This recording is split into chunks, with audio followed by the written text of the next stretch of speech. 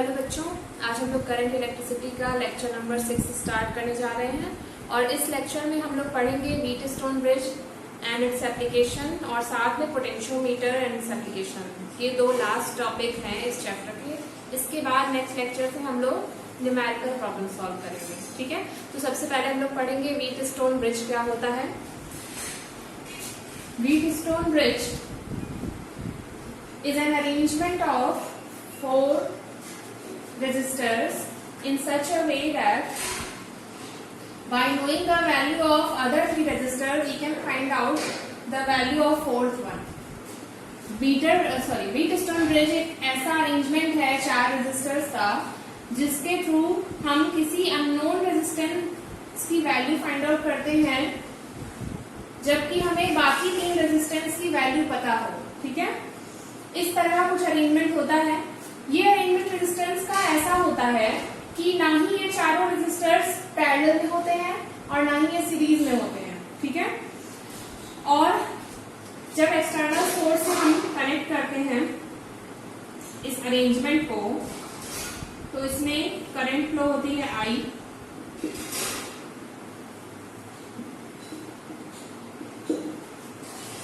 अब यहाँ पे A पॉइंट पे 2 रेजिस्टर लगे हुए हैं, यहां से करंट डिवाइड होगी। ठीक है, अरेंजमेंट में बीच में एक गैल्वेनोमीटर लगा होता है BD आर्म में। 4 आर्म होती है इसकी, AB, BC, CD और DA। ठीक है, AB और BC आर्म को रेशियो आर्म कहते हैं। AD आर्म जो होती है इस आर्म में नॉन रेजिस्टेंस लगा होता है। यहाँ पे जो रेजिस्टर लगा होता है उसका रेजिस्टेंस नॉन होता है, पता होता है हमको क्या वैल्यू है। और जो CD आर्म है इसमें जो रेजिस्टर लगा होता है उसके रेजिस्टेंस की वैल्यू हमें नहीं पता होती है, उसी को फाइंड आउट करना होता है किसी भी एक्सपेरिमेंट में। आप कैलकुलेटर इसके बाद पढ़ेंगे स्लाइड वायर ब्रिज या मीटर ब्रिज, तो वो व्हीटस्टोन ब्रिज का प्रैक्टिकल फॉर्म है। ठीक है, तो उसमें ये अननोन रेजिस्टेंस की वैल्यू फाइंड आउट करते हैं हम लोग, P, Q और R की वैल्यू जानते हुए। बीच में गैल्वेनोमीटर लगा होता है, ठीक है, करंट डिटेक्ट करने के लिए इस आर्म से, आर्म BD से। ठीक है, ये व्हीटस्टोन ब्रिज है। एक होता है balance Wheatstone bridge. Balance Wheatstone bridge का मतलब हुआ कि ये जो रेशियो आर्म्स है, आर्म्स AB और BC का जो रेशियो होगा, मतलब P/Q will be equal to R/S। कब? इन कंडीशन, इस कंडीशन में होगा जब इस आर्म से कोई करंट पास ना हो रही हो, मतलब जब गैल्वेनोमीटर में डिफ्लेक्शन 0 होगा उस केस में P/Q is equal to R/S होता है। इसे बैलेंस व्हीटस्टोन ब्रिज कहते हैं। ठीक है, अब देखो करंट का डिवीजन कैसे होगा। सेल से करंट I यहां से आ रही है, मान लेते हैं P में I1 करंट गई तो इसमें कितनी जाएगी I माइनस I1। ठीक है, I में से I1 इधर चली गई तो जो बची वो इस वाली आर्म में आएगी I माइनस I1। अब मान लेते हैं कि जो गैल्वेनोमीटर है इस जंक्शन से IG करंट गैल्वेनोमीटर में जा रही है, IG। ठीक है, सो यहाँ पे बची हुई करंट जाएगी I1 minus IG BC arm में। ठीक है, नेक्स्ट IG करंट यहाँ से आ रही है और यहाँ से आ रही है I minus I1 current. So arm BC में कितनी करंट होगी, जोड़ देंगे I minus I1 plus IG। इतनी करंट आर्म BC में जा रही है। ठीक है, फाइनली यहाँ पे इसको और इसको जब आप ऐड करेंगे तो हमें कितनी करंट मिलेगी, I करंट। ठीक है, तो इस तरह से करंट का डिवीजन होगा।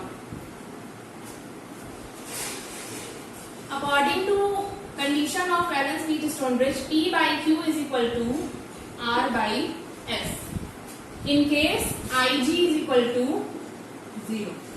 ठीक है, जब गैल्वेनोमीटर में कोई डिफ्लेक्शन नहीं होगा, मतलब इस आर्म के थ्रू, आर्म BD के थ्रू करंट 0 होगी, उस केस में इन दोनों आर्म्स का रेशियो इन दोनों के रेशियो के बराबर होता है। ठीक है, ये होती है balance condition of Wheatstone bridge.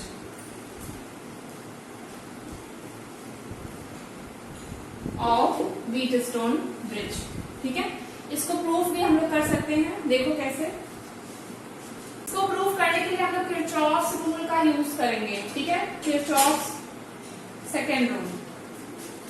Second rule क्या कहता है, किसी भी क्लोज लूप में अगर हम सर्किट में मूव करते हैं किसी एक टर्मिनल से घूमकर उस टर्मिनल पे वापस आते हैं, तो जो भी पोटेंशियल ड्रॉप होगा या फिर अगर उस आर्म में कहीं पे ईएमएफ है, ठीक है, सेल्फ लगा हुआ है, तो उन सब का सम क्या होगा, 0 होता है।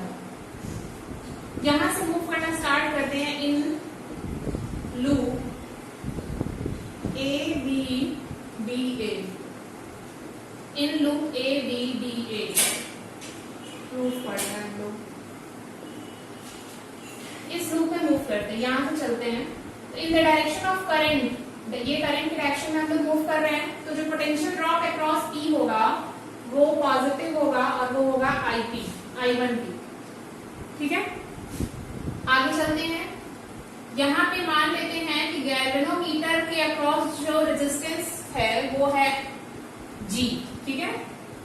G is the resistance of galvanometer, G मान लेते हैं गैल्वेनोमीटर का रेजिस्टेंस है।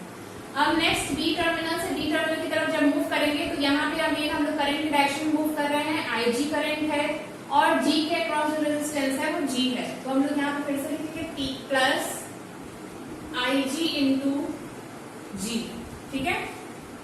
अब इसी लूप में D टू A मूव करेंगे, तो D टू A मूव कर रहे हैं तो एक रेजिस्टर यहाँ पे लगा हुआ है ऑफ रेजिस्टेंस R और करंट इस रेजिस्टर के थ्रू है I माइनस I1, बट इस टाइम जब हम मूव कर रहे हैं D टू A तो हम opposite to the direction of current move कर रहे हैं, इसका मतलब यहाँ पे साइन क्या होगा, minus. Potential drop across resistor R will be I minus I1 into R, और इन सब का सम क्या होना चाहिए, 0 according to Kirchhoff second rule, ठीक है। ये हो गया equation number 1। Next in loop, दूसरी लूप ले लेते हैं B C D B,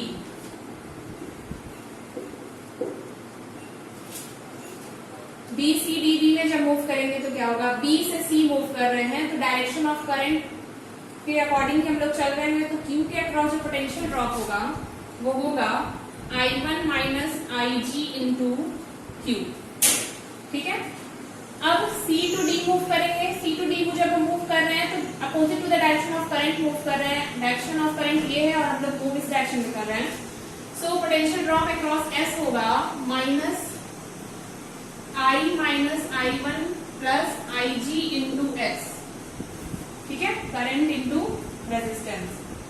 अब D टू B जब मूव करेंगे तो again opposite to the direction of current move कर रहे हैं, सो G के अक्रॉस पोटेंशियल ड्रॉप कितना हो जाएगा, IG into G minus IG into G will be equal to 0। This is equation number 2, ठीक है। किरचॉफ रूल का यूज करके हम लोग ने loop A B D A और B C D B में समेशन डेल्टा V की वैल्यू फाइंड आउट कर दी। अब इन दोनों इक्वेशन में हम लोग कंसीडर करेंगे for balance condition,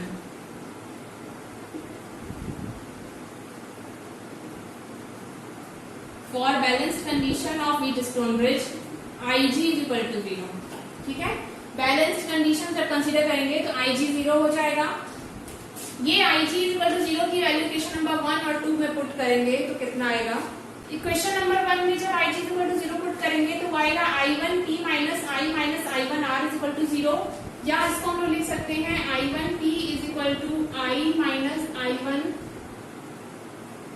into R, equation number 3, और इक्वेशन 2 में पुट करेंगे तो यहाँ पे वैल्यू हमें मिलेगी I1Q minus I1 into S is equal to 0, या हम लोग इसको लिख सकते हैं I1Q is equal to I minus I1 into S, equation number 4। Equation 3 और 4 को डिवाइड कर देंगे,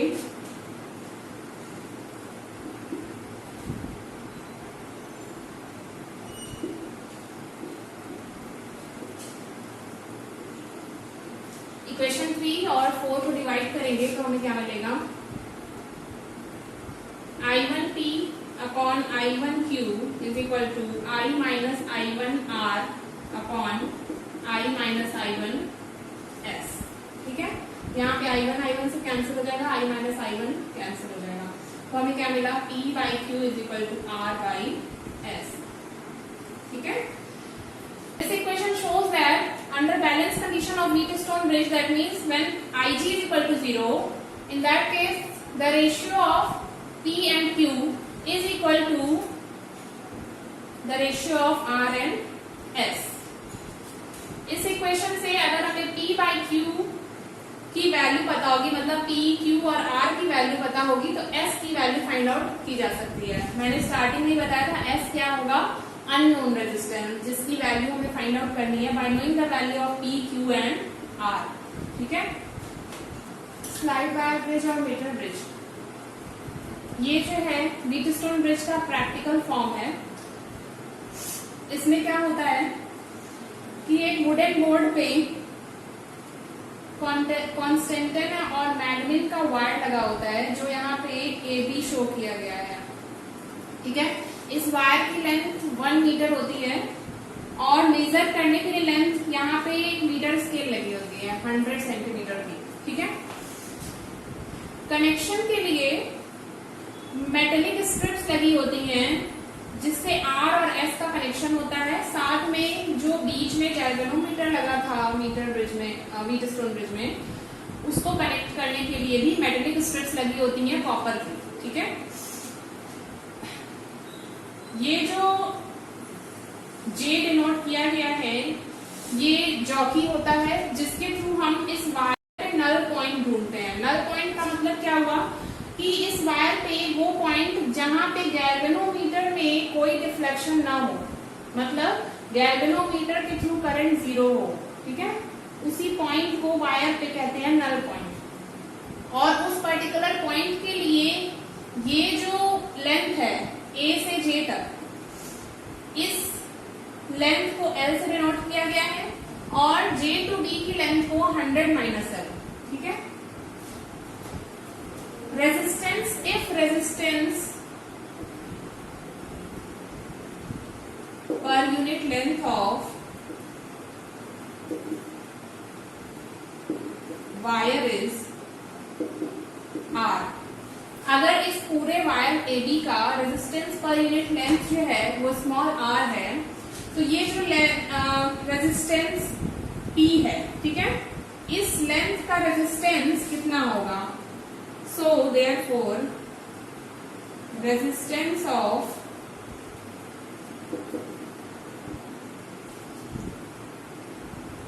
length L will be equal to LR and resistance of length 100 minus L will be equal to 100 minus L into small r. ठीक है. अगर पर इस wire की per unit length resistance R है, पर centimetre length resistance small r है, तो इस P की वैल्यू क्या होगी, P की वैल्यू होगी LR और Q की वैल्यू क्या होगी, Q की वैल्यू होगी 100 माइनस L इंटू R. ठीक है. अब हमको यहाँ पे नोन रेजिस्टेंस दिया हुआ है R, मैंने आपको व्हीटस्टोन ब्रिज बताया था. R क्या है, नोन रेजिस्टेंस. S जो है अननोन रेजिस्टेंस है, जिसकी वैल्यू हमें फाइंड आउट करनी है. ठीक है. जब हम इस गैल्वेनोमीटर में null deflection point find out कर लेंगे जॉकी के थ्रू, करते क्या है इसमें, इस जॉकी को वायर पे स्लाइड करते हैं. ठीक है. और वो पॉइंट ढूंढते हैं जहां पे गैल्वेनोमीटर में डिफ्लेक्शन ना हो, 0 हो. ठीक है.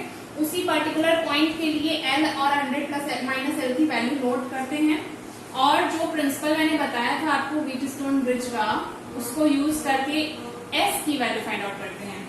यहां से हमने P और Q की वैल्यू निकाल ली है. P की वैल्यू है LR और Q की वैल्यू कितनी हो गई, 100 माइनस L इंटू R. इन बैलेंस्ड कंडीशन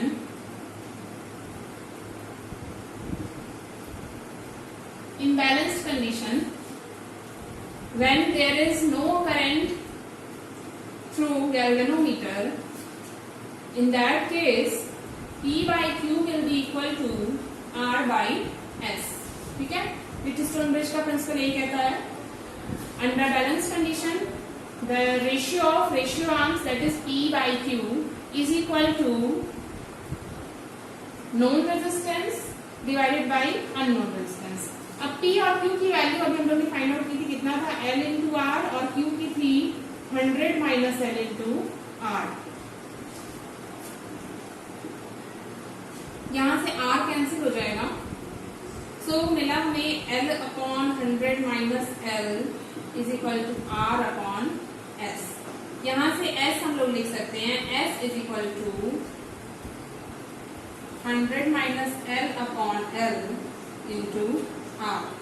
इसी फॉर्मूले को यूज करके अननोन रेजिस्टेंस S की वैल्यू फाइंड आउट की जाती है। ठीक है, इस मीटर स्केल से हम L फाइंड आउट कर लेंगे। नल डिफ्लेक्शन पॉइंट जहां मिलेगा उतनी डिस्टेंस A से मेजर कर लेंगे, वो L हो जाएगा, और उसको जो है 100 में से माइनस कर देंगे तो 100 माइनस L हो जाएगा। ठीक है, ये दोनों वैल्यू यहाँ पुट करके R हमें ऑलरेडी पता होता है क्योंकि वो नॉन रेजिस्टर है। यहाँ पे एक रेजिस्टेंस बॉक्स लगा होता है जिससे हमें पता होता है कि रेजिस्टर की रेजिस्टेंस कितना है। ठीक है, सो S की वैल्यू इस फॉर्मूले से फाइंड आउट करते हैं।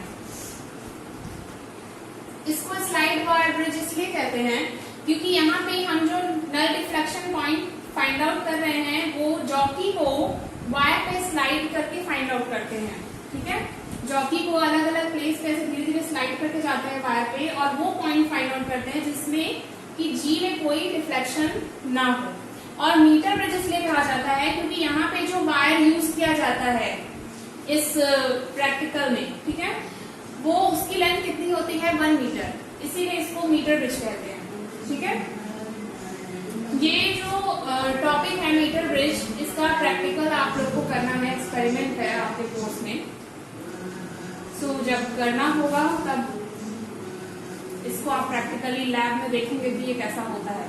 ठीक है, पोटेंशियोमीटर। पोटेंशियोमीटर एक ऐसा apparatus होता है जिसके थ्रू हम किसी सेल का EMF फाइंड आउट करते हैं या किसी वायर के अक्रॉस पोटेंशियल ड्रॉप की एक्यूरेट वैल्यू फाइंड आउट कर सकते हैं।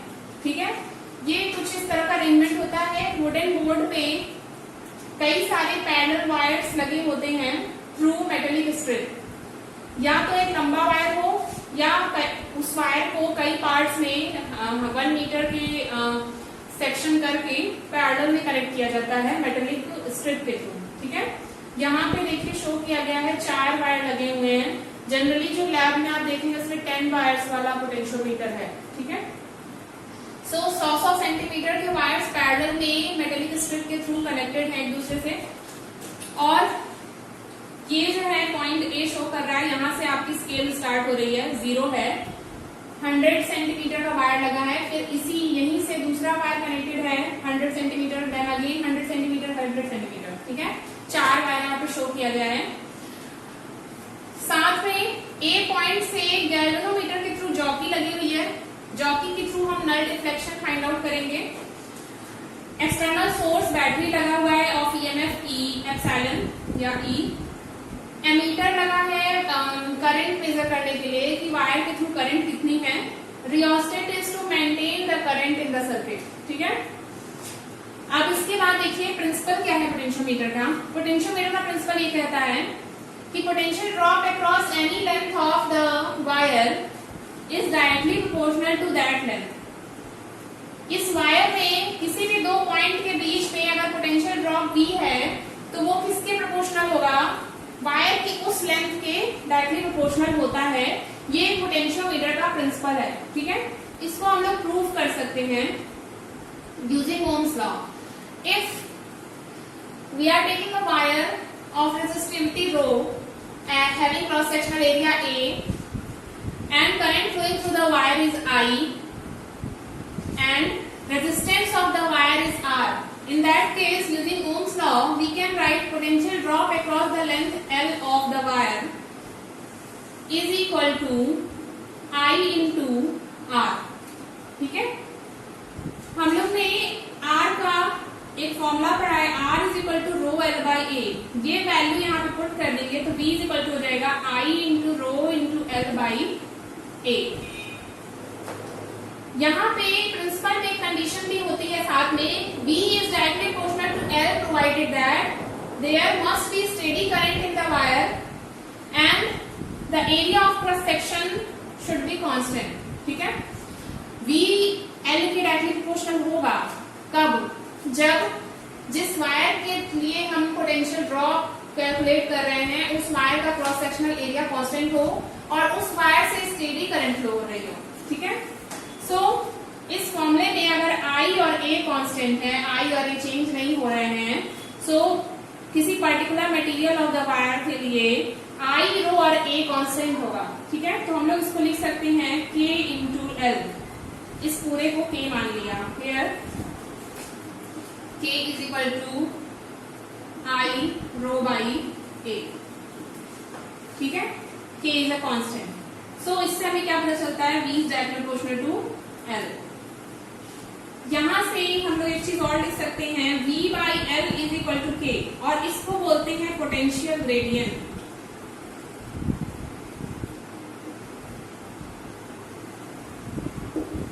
Potential gradient of the wire. ठीक है, V by L is known as potential gradient, K को क्या बोलेंगे, पोटेंशियल ग्रेडियंट, और K की वैल्यू कितनी होती है, I रो बाई A।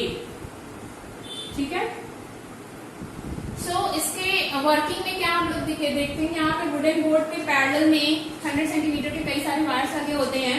सो हमें वो पॉइंट इस वायर में कहीं भी फाइंड आउट करना होता है फॉर अ स्टेडी करंट, जहां पे गैल्वेनोमीटर में डिफ्लेक्शन 0 हो। ठीक है, कोई डिफ्लेक्शन ना हो। डिफ्लेक्शन नहीं होने का मतलब है किसी भी दो पॉइंट्स के बीच में करंट तभी फ्लो होती है जब वहां पोटेंशियल डिफरेंस हो। ठीक है, और करंट फ्लो नहीं हो रही है मतलब नल डिफ्लेक्शन का मतलब क्या हो, गैल्वेनोमीटर से करंट 0 है, मतलब कि A से J के बीच में कोई करंट फ्लो नहीं हो रही है। In that case the potential of point A will be equal to the potential of point J। इन दोनों पॉइंट्स का पोटेंशियल सेम होगा in case of null deflection. ठीक है, अब हम लोग क्या करते हैं, ये पॉइंट जब नल पॉइंट हम लोग फाइंड आउट कर लेते हैं वायर में, जिसके लिए G में कोई डिफ्लेक्शन नहीं होता, तो ये लेंथ काउंट करते हैं कि कितनी है। यहां से स्टार्ट करते हैं, 0 से 100 हो गया, फिर 100 में यहां से मूव करके इधर आएंगे तो 200, मान लो ये लेंथ आपकी 50 आ रही है तो ये हो जाएगा 250। तो इस फॉर्मूले में L की वैल्यू कितनी हो जाएगी, 250। ठीक है, for the given value of K में यहाँ पे I की वैल्यू आपको पता होगी, कॉन्स्टेंटन या मैग्नीफिक का वायर यहाँ पे जनरली यूज किया जाता है, उसके लिए रेजिस्टिविटी की वैल्यू पता होगी। एरिया ऑफ क्रॉस सेक्शन हम लोग फाइंड आउट कर लेते हैं स्क्रू गेज से कि कितना है। ठीक है, सो उसके लिए K फाइंड आउट करके हम यहाँ से potential drop across the length 250 जो यहाँ पे कैलकुलेट किया गया है, उसके थ्रू पोटेंशियल ड्रॉप हम कैलकुलेट कर सकते हैं, V is equal to K into L से। ठीक है, एप्लीकेशंस है पोटेंशियोमीटर के, जैसे पहला है डिटर्मिनेशन ऑफ पोटेंशियल डिफरेंस। ठीक है, इसमें सर्किट डायग्राम में डिफरेंट पार्ट्स में शो करके सिंगल वायर यहाँ पे दिखाया गया है। ठीक है, ताकि सर्किट ड्रॉ करने में आसानी हो, बाकी सारी चीजें सेम है। हमें पोटेंशियल डिफरेंस फाइंड आउट करना है, कितना होगा across the length of the wire. So एक एक्सटर्नल रेजिस्टेंस यहाँ पे लगा हुआ है R of known value. Internally यहाँ पे A से गैल्वेनोमीटर के बीच में एक सेल E के थ्रू एक अदर रेजिस्टेंस R डैश के थ्रू कनेक्टेड है। ठीक है, let small r is the resistance of wire of length L। ठीक है, अगर कैपिटल L लेंथ के वायर की जो रेजिस्टेंस है वो स्मॉल r है, सो हम लोग लिख सकते हैं current flowing through the circuit, current flowing through the wire I will be equal to E upon R plus R। ठीक है, E upon R plus R होगा इस वायर के थ्रू जो करंट फ्लो हो रही है वो E upon R plus R। ठीक है, अब अगर potential drop across the length of the wire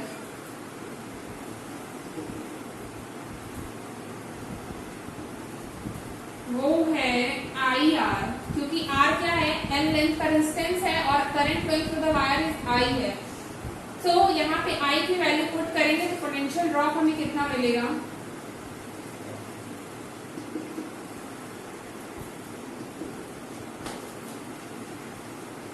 upon R plus R into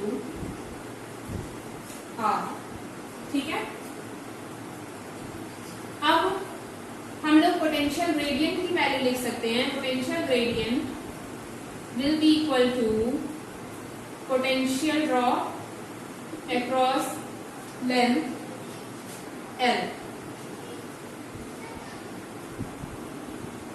ठीक है, यहाँ वैल्यू पुट कर देंगे तो ये आएगा E upon R plus R into R by L। हमें पोटेंशियल ग्रेडियंट की वैल्यू मिल गई इतनी है। अब पोटेंशियोमीटर का जो प्रिंसिपल है वो अप्लाई करेंगे, उसके थ्रू हमें पता चल जाएगा कि वायर के L लेंथ के थ्रू पोटेंशियल डिफरेंस कितना है। ठीक है, L क्या है, whole length of the wire है, जिसके अक्रॉस रेजिस्टेंस कितना है, स्मॉल r है। इसके थ्रू अगर I करंट फ्लो हो रही है तो I की value E upon R plus R हो गई, टोटल रेजिस्टेंस, और EMF सेल का जितना होगा उसके अकॉर्डिंग। यहाँ पे पोटेंशियल ड्रॉप अगर IR है तो पोटेंशियल ग्रेडियंट की वैल्यू इसके थ्रू हम लोग फाइंड आउट कर सकते हैं। Potential drop divided by capital L, length of the wire. Potential drop जो वैल्यू फाइंड आउट की थी उसको यहाँ पुट कर दिया और ये वैल्यू हमको मिल गई पोटेंशियल ग्रेडियंट की। अब हम लोग पोटेंशियोमीटर का प्रिंसिपल अप्लाई करेंगे।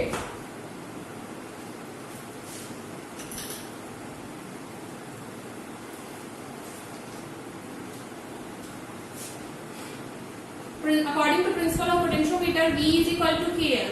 ठीक है, अगर वायर की L लेंथ के अक्रॉस V पोटेंशियल ड्रॉप है तो K की वैल्यू यहाँ पुट करके हम V की वैल्यू फाइंड आउट कर सकते हैं।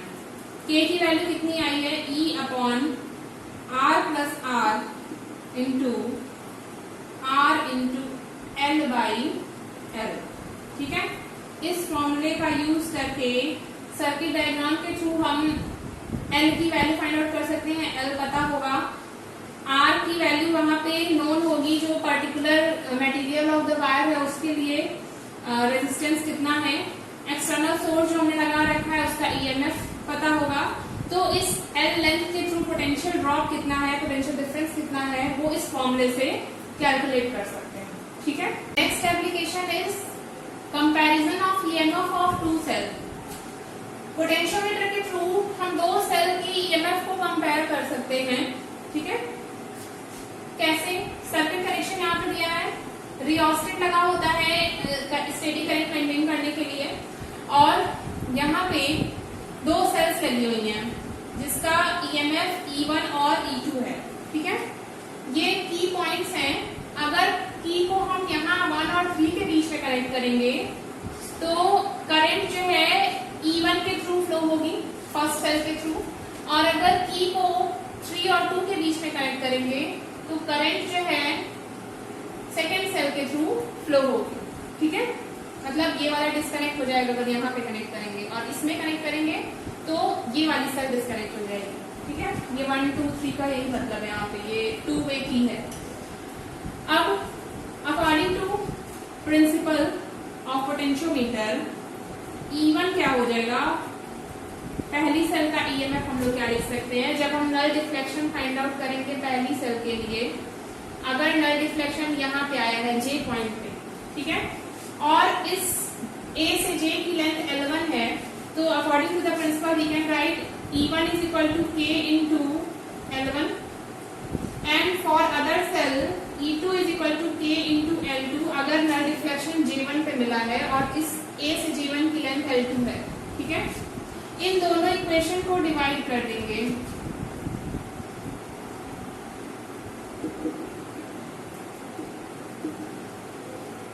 तो हमें मिलेगा E1 by E2 is equal to K cancel हो जाएगा L1 बाई L2। इसका मतलब है कि जो लेंथ ऑफ द वायर मिलेगी जिसके अक्रॉस पोटेंशियल ड्रॉप हम लोग कैलकुलेट कर रहे हैं, वो दोनों सेल की EMF के रेशियो के बराबर होगा। ठीक है, E1 बाई E2 मतलब ratio of EMF of the two cells is equal to the length across which the potential drop has been calculated. ठीक है, L1 बाई L2 के बराबर होगा। सो यहाँ से दोनों सेल का हम EMF कंपेयर कर सकते हैं। Third application is determination of internal resistance of a cell. Potentiometer के थ्रू किसी सेल का इंटरनल रेजिस्टेंस हम फाइंड आउट कर सकते हैं, कितना होगा। सर्किट कनेक्शन चेंज है पहले से, यहाँ पे एक सेल लगी हुई है ऑफ ईएमएफ ई एंड इसके अक्रॉस एक नॉन रेजिस्टेंस लगा है थ्रू अ की K2, ठीक है। पहले हम लोग क्या करेंगे, की ओपन होगा K2, ठीक है, बाकी सब सर्किट क्लोज है, K2 ओपन होगा तो करंट जो है वो सेल के थ्रू यहाँ से पास होगी। उस केस में जो नल डिफ्लेक्शन पॉइंट अगर J पे मिल रहा है और वायर की लेंथ L1 है, then according to the principle of potentiometer we can write E is equal to K into L1, ठीक है। ये हो गया सेल के थ्रू जो करंट पास हो उसके थ्रू। अब इसके बाद अगर K2 क्लोज कर देंगे, ठीक है, सर्किट कनेक्शन कर दिया हमने यहाँ, तो अभी क्या है कि यहाँ से भी करंट पास होगी R के थ्रू, तो पोटेंशियल ड्रॉप होगा। In that case we can write potential drop V is equal to K into, मान लेते हैं नल डिफ्लेक्शन L2 लेंथ पे मिल रहा है J1 पे, so V will be equal to K into L2, ठीक है। ये EMF हो गया और ये टर्मिनल पोटेंशियल हो गया सेल का। सो इन दोनों को डिवाइड कर देंगे, dividing 1 and 2 we get E by V is equal to L1 by L2. Small r is the internal resistance of the cell having EMF E. R internal resistance है तो R की value हम लोग लिख सकते हैं E minus V by V into R, ठीक है। यहां से V को डिवाइड कर देंगे, दोनों साइड का हमें मिलेगा R is equal to E by V minus 1 into R। अभी हमने इसके पहले E बाई V की वैल्यू फाइंड आउट की थी, वो थी L1 by L2, so R is equal to L1 by L2 minus 1 into R. So L1 L2 हम नल डिफ्लेक्शन के टू फाइंड आउट कर लेंगे और R यहाँ पे नोन वैल्यू होगी through resistance box. So internal resistance की value इस फॉर्मूले के थ्रू हम कैलकुलेट कर सकते हैं कि इस सेल जिसका EMF E है उसका इंटरनल रेजिस्टेंस कितना होगा, ठीक है। तो ये तीन एप्लीकेशन थे। पहला क्या था, determination of potential difference, second was the comparison of EMF of the two cells, and third is internal resistance to find out the internal resistance of the cell. इसमें से दो प्रैक्टिकल आपके कोर्स में है, पहला कंपैरिजन ऑफ EMF एंड दूसरा ये to calculate the internal resistance of a given cell, ठीक है। Last topic is sensitivity of potentiometer. Sensitivity of potentiometer का मतलब है the smallest potential difference that can be measured by potentiometer is known as its sensitivity. सबसे छोटी potential difference की value जो वो मेजर कर सके पोटेंशियोमीटर, उसे उस पोटेंशियोमीटर की सेंसिटिविटी कहते हैं, ठीक है। इसको हम तीन तरह से इंक्रीज कर सकते हैं। पहला, पोटेंशियल ग्रेडियंट को डिक्रीज करके हम सेंसिटिविटी को बढ़ा सकते हैं। दूसरा, अगर लेंथ ऑफ वायर को बढ़ा दिया जाए तो हम सेंसिटिविटी ऑफ पोटेंशियोमीटर इंक्रीज कर सकते हैं। थर्ड इज, अगर वायर जो पोटेंशियोमीटर वायर है उसकी लेंथ फिक्स्ड है, उस केस में हम सेंसिटिविटी बढ़ाने के लिए पोटेंशियोमीटर के पोटेंशियल ग्रेडियंट को डिक्रीज करेंगे by reducing I, current decrease करके। और करंट को कैसे डिक्रीज करेंगे, with the help of a cell and rheostat. Rheostat की वैल्यू चेंज करके, वहां से रेजिस्टेंस की वैल्यू चेंज करके आई को रिड्यूस कर सकते हैं, ठीक है। सो ये तीन तरीके हैं सेंसिटिविटी इंक्रीज करने के।